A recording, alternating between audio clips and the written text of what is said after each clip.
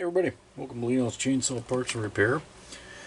Got Bryan's, what we were calling a 920, it's 100% a 925. Got it torn apart. And if you guys recall, this is the one that's got a massively scored piston and cylinder. So I wanted to get into it tonight and at least try to start the process of getting it cleaned up, torn apart, and I'd like to start putting it back together tonight if my motivation holds up. We'll see. You might wonder why. It was painted in a 920 scheme, but it's got the three-piece electronic ignition.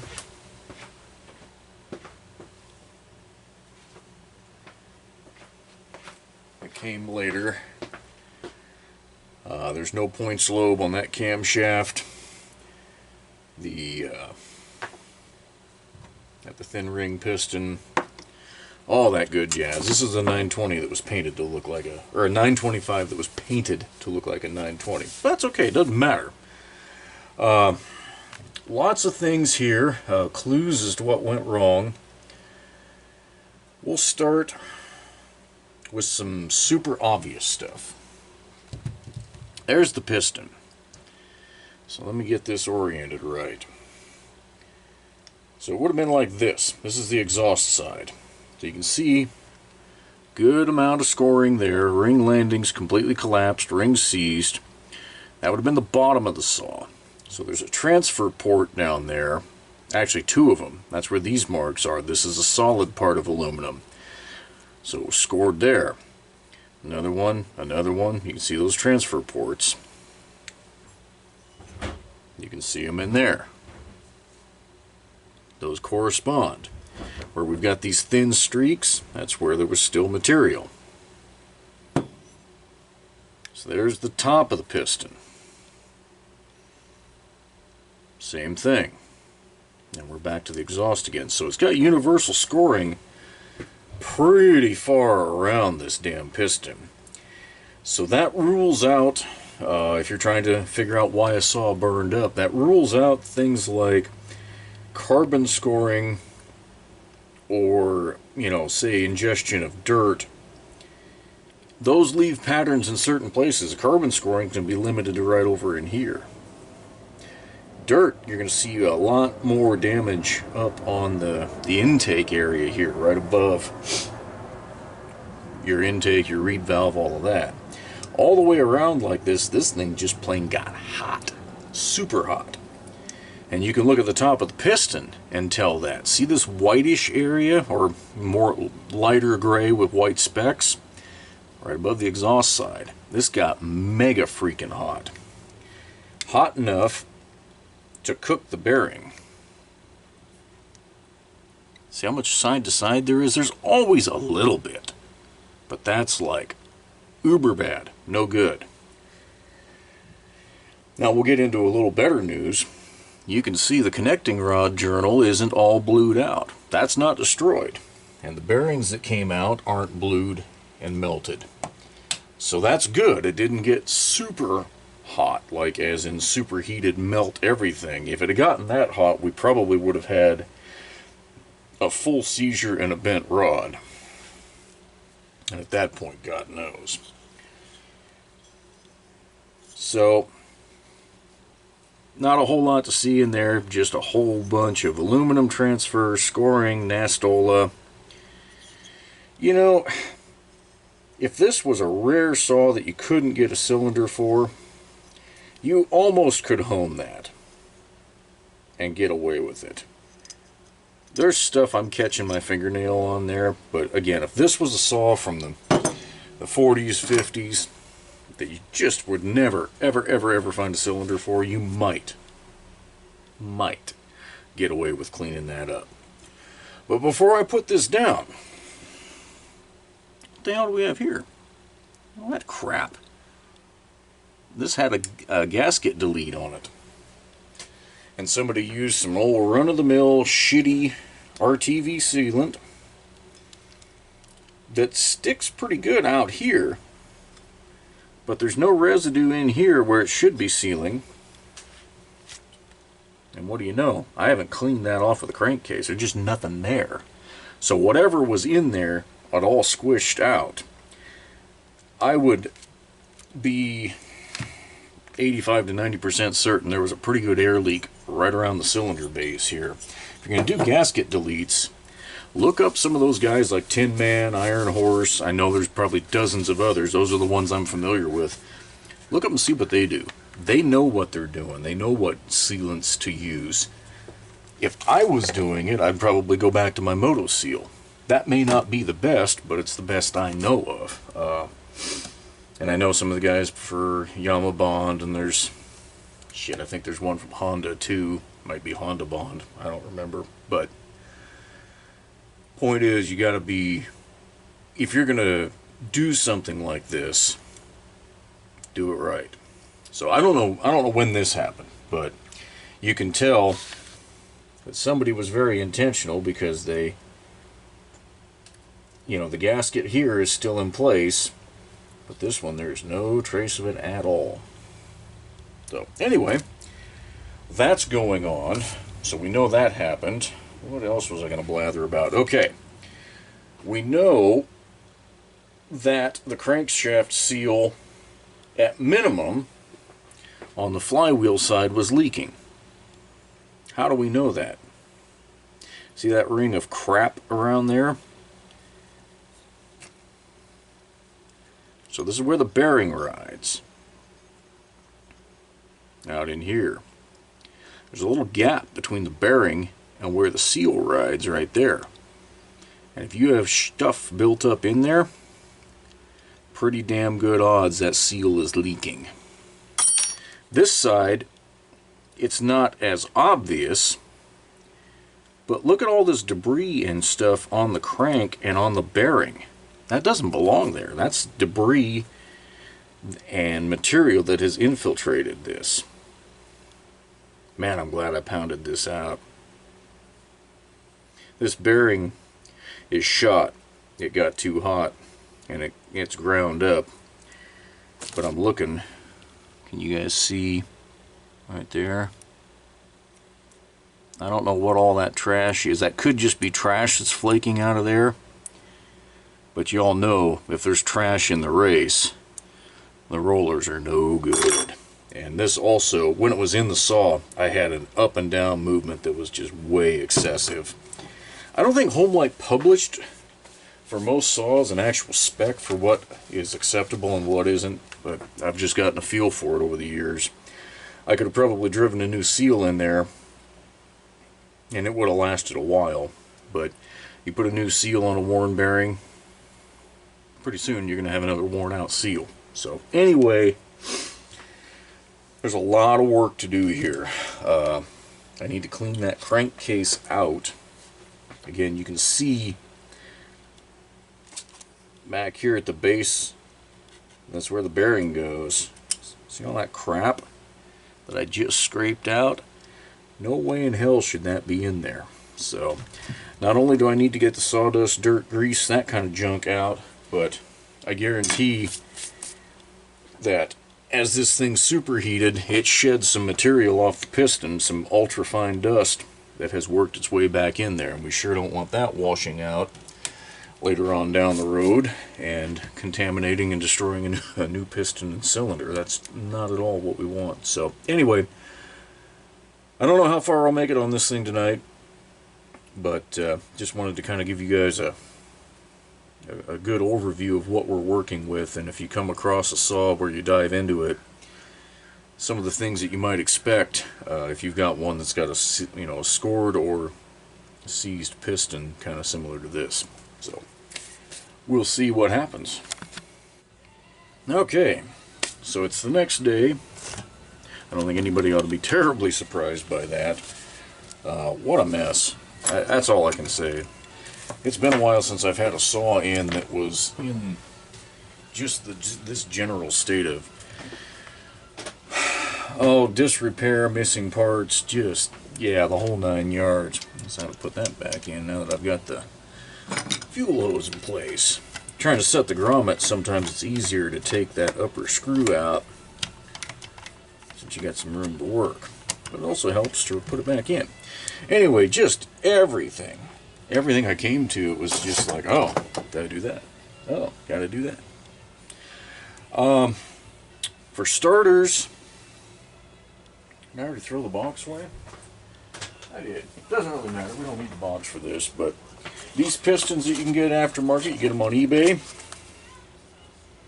generally are pretty good quality. There is a problem with the 925 one in that this is the old piston, but the machining in here isn't wide enough to accept the original thrust washers on those aftermarket pistons. I don't know why. I mean, I actually think the thrust washers are a pretty good idea. You know, as things move, it gives a good hard surface. Now this time, I actually took the time with some 100 grit to sand, and I was able to get them to go in. I would prefer to stick with as much original design as possible. Homelite knew what they were doing. That's why these damn saws are still around. So, I intend to email Little Red Barn and ask him about that, whether the intention was not to use the original thrust washers or if it's a machining error that their supplier is making. I don't know. But I intend to get to the bottom of it, because that's the second time, at least second time, that I've used one of these and I had the exact same problem. So I would say that a pretty good batch of them came out in this fashion. Again, maybe it's intentional, but I'd like to find out. So rod bearing got replaced, crankshaft bearing on this side, seals on both sides, full gasket kit. I did order, so on eBay they've got the kit with the piston that comes with the gaskets and the crankshaft seals. That's actually a pretty good deal. Gaskets are good quality, they bolt right up. The seals are proper SKFs.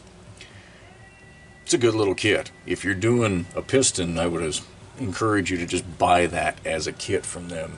Good stuff. That part I really was happy with. Spark was good before we even started. The end of the crankshaft's a little messed up. I don't even want to know what happened. I don't know if a clutch walked off at some point and damaged it, but thankfully there's enough threads the clutch still tightens down properly, or that would have been a whole nother part that needed to be replaced. The steel pipe was already gone, so I wasn't able to find one laying around in my trash. So I just ran solid hose. I've done this before. It's not my preference. I prefer to keep the steel pipe in there, but with a grommet and a grommet, just bend this out a little bit so it doesn't kink the hose too much. Yeah. Fuel cap was missing everything, the guts, so got those in there. Let's hope that's it.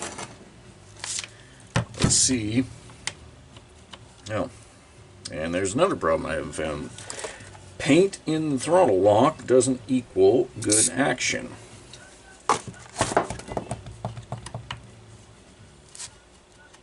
don't know if I can get that freed up enough. There we go. Mostly. Ha, now it doesn't want to work at all. That's truly funny. Yeah, alright. Let's fire it up. Let's see what she does. Enormous compression at the moment. Oh, man.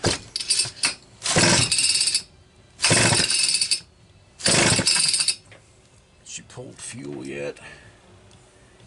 Can't tell. I think so.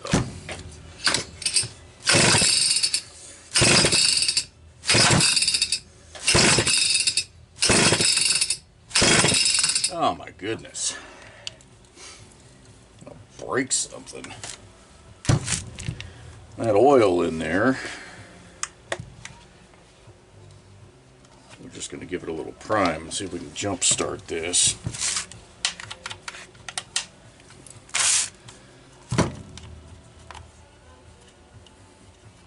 Come on.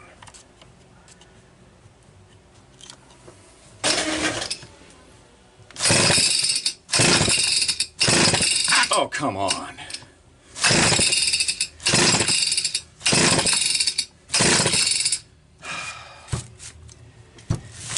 You never know on something like this when you're going to get a little oil stuck in the spark plug, and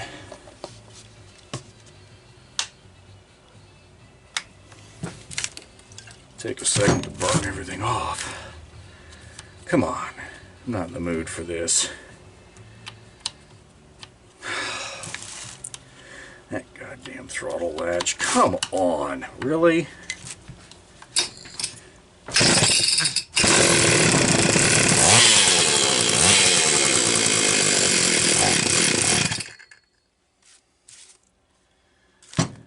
Now we're getting closer.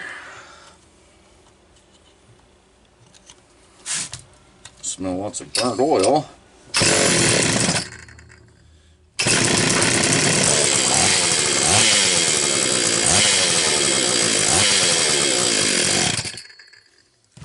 Wheel speed is not drawing fuel as well as it should. Let's see if it's an adjustment.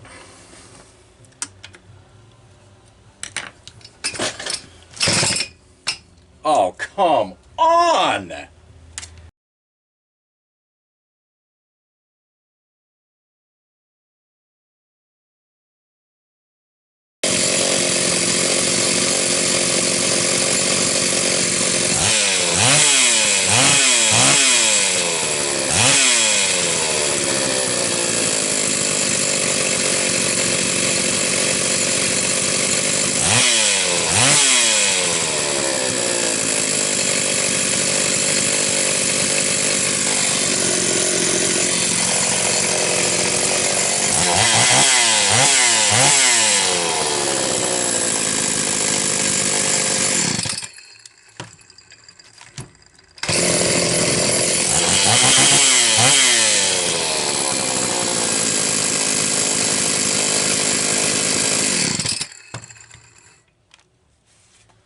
Okay, we finally got all the assembly oil burned off. Now it's a smoky mess in here. And obviously the automatic oiler is working just fine. So that whole starter routine.